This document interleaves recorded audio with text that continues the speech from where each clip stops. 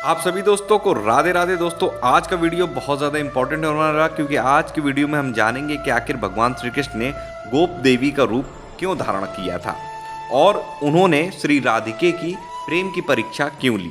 एक बार की बात है जब श्री राधिका जी तुलसी सेवा के निमित्त उनके द्वारा की गई तपस्या को जानकर उनके प्रेम की परीक्षा लेने के लिए एक दिन भगवान श्री कृष्ण वृषभानुपुर में गए।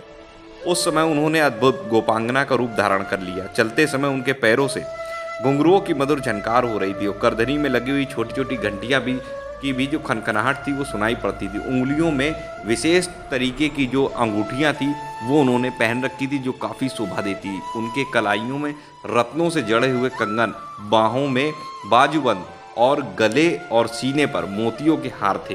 बाल रवि के समान दीप्तिमान, शीश फूल से सुशोभित केस, पासों की बेड़ी, रचना में अपूर्व कुशलता का परिचय मिलता था। उनके नाक में मोती की बुलाक हिल रही थी, यानी कि नीचे से जो नाक छिदी हुई होती है और जैसे पहनते हैं उसमें की उस तरीके की, और उनका जो शरीर था वो श्याम वर्ण ही था।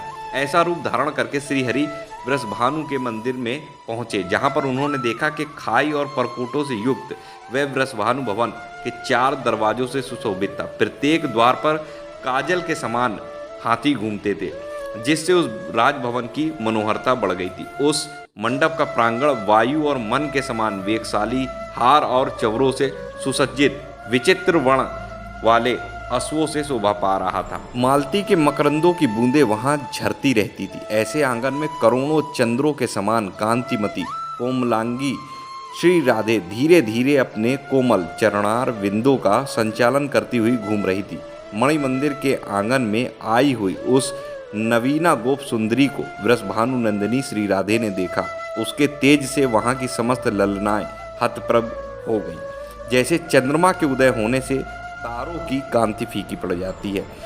उनके उत्तम और महान गौरव का अनुभव करके श्री राधिके ने उनकी अगवानी की और दोनों बाहों से उन गले लगाया, उसे दिव्य सिंहासन पर बिठाया। फिर लोक रीति के अनुसार उनका आदर सत्कार किया। श्री राधिका बोली, सुंदर सखी, तुम्हारा स्वागत है। मुझे शीघ्र ही अपना नाम बताओ। तुम स्वतः आज यहाँ आ गई, मेरे लिए ही महान सौभाग्य की बात है। इस भूतल पर यानी कि इस भूमि पर तुम्हारे समान दिव्य रूप का कहीं दर्शन नहीं होता। जहाँ तुम जैसी सुंदरी निवास करती वह नगर निश्चय ही धन्य होता है। देवी, अपने आगमन का कारण मुझे विस्तार पूर्वक बताओ। मेरे लायक जो कार्य हो वह तुम मुझे अवश्य बताओ, मैं उसे जरूर करूंगी। तुम अपनी बाकी चितवंत सुंदर दीप्ति मधुर वाणी, मनोहर मुस्कान, चाल ढार और आकृति से इस समय मुझे श्रीपति के समान दिखाई देती हो। तुम प्रतिदिन मुझसे मिलने के लिए आया करो। यदि ना आ सको तो मुझे ही अपने निवास स्थान का संकेत प्रदान करो, जिस विधि से हमारा तुम्हारे साथ मिलना संभव हो। हे सखी, तुम्हारा यह शरीर मुझे बहुत प्यारा लगता, क्योंकि मेरे प्रीतम श्री ब्रजराज नंदन की आकृति तुम्हारे ही जैसी है, जिन्होंने मेरे मन को हर लिया। अतः हे देवी, तुम मेरे पास रहो। जैसे भौजाई अपनी ननद को प्यार करती उसी प्रकार मैं तुम्हारा आदर करूंगी। यह सुनकर माया से युवती का वेश धारण करने वाले भगवान श्री कृष्ण ने कमल नयनी राधे से इस प्रकार कहा, नंदनगर गोकुल में नंद भवन से उत्तर दिशा में मेरा निवास है। मेरा नाम गोप देवी है। मैंने ललिता के मुख से तुम्हारी रूप माधुरी और गुण माधुरी का वर्णन सुना। अतः हे चंचल लोचनों वाली सुंदरी, मैं तुम्हें देखने के लिए यहाँ तुम्हारे घर में चली आई हूँ। इस प्रकार दोनों प्रिया प्रीतम का मिलन हुआ। वे परस्पर प्रीति का परिचय देते हुए वहाँ उपवन में शोभा पाने लगे। पुष्प में गेंद से खेलते हुए वे दोनों हंसते और गीत गाते थे। वन के वृक्षों को देखते हुए इधर उधर विचरने लगे।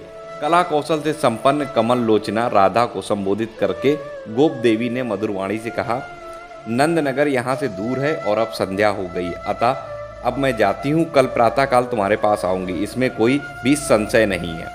गोप देवी की ये बात सुनकर ब्रजेश्वरी श्री राधे के नयनों से तत्काल आंसुओं की धारा बह चली, पृथ्वी पर गिर पड़ी। यह देख वहाँ सखियाँ सन्न रह गईं और तुरंत व्यंजन लेकर पास खड़ी होकर हवा करने लगी। उनके वस्त्रों पर चंदन पुष्पों के इत्र छिड़के गए।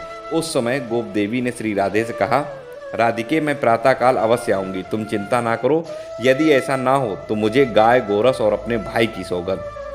यूँ कहकर माया से युवती का वेश धारण करने वाले श्रीहरि राधा को धीरज बंधाकर श्री नंद गोकुल यानी कि नंदगांव चले गए और उनकी परीक्षा भी पूर्ण हो गई। तो इस प्रकार भगवान श्री कृष्ण ने अपनी श्री राधिके के प्रेम की परीक्षा ली थी जब उन्होंने गोप देवी का रूप धारण किया था।